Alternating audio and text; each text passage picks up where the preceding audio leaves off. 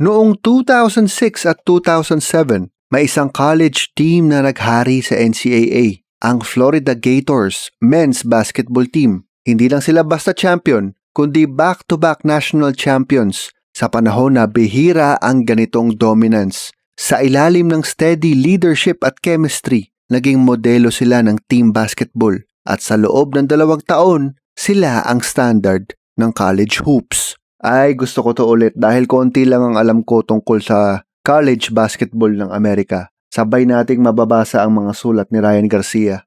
Pinamumunuan sila ni head coach Billy Donovan, isang tactician na marunong mag-maximize ng talent at sistema. Hindi siya yung maingay sa sidelines, pero malinaw ang identity ng team.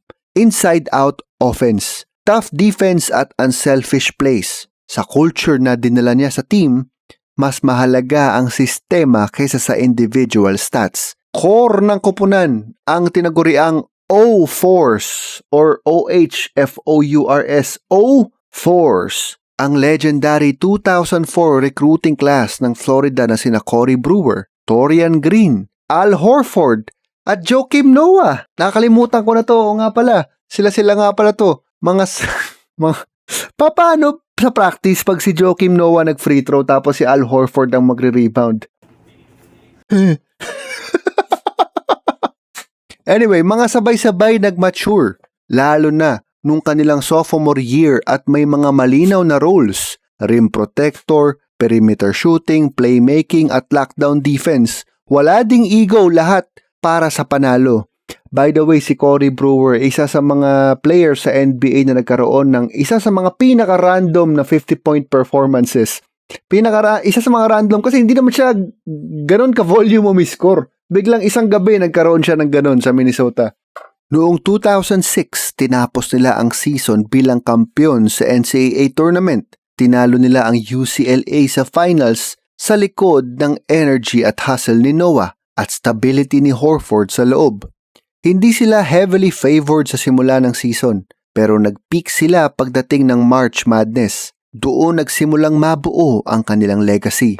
Sa halip na mag-NBA agad, pinili ng core na bumalik para sa 2007 season. Ito rin ang kanilang 3rd year sa college. Yun ang nagbigay sa kanila ng continuity at mas malalim na chemistry. Oo nga, mahirap sa college gawin yan, yung tuloy-tuloy kasi syempre may mga grumagraduate.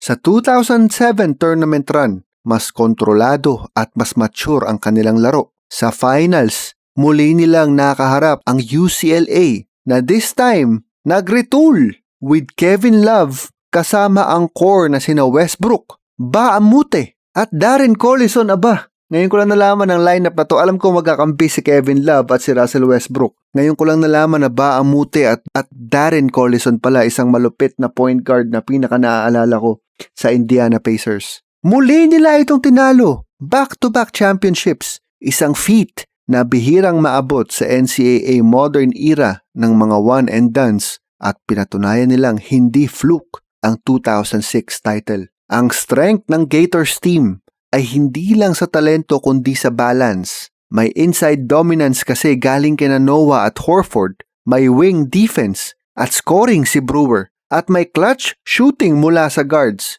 Depensa ang pundasyon nila, pero kaya din nilang i-outscore ang kalaban kung kinakailangan.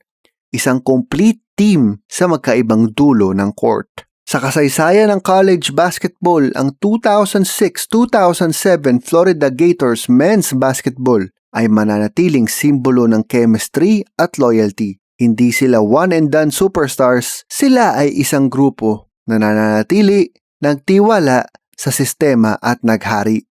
Kalaunan, halos lahat sa kanilang core ay naging household names din sa NBA.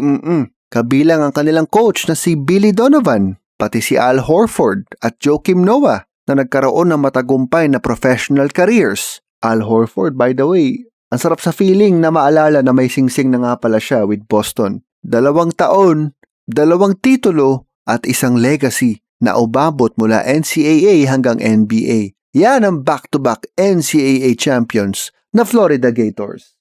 Dumadami ang aking kaalaman tungkol sa USA college basketball. Maraming salamat kay Ryan Garcia. Luis Ascona Plok sa sulat ni Ryan Garcia. Hanggang sa susunod na episode ng Chambalero. Dumalaw ka na rin, Plok, sa chambalero.com.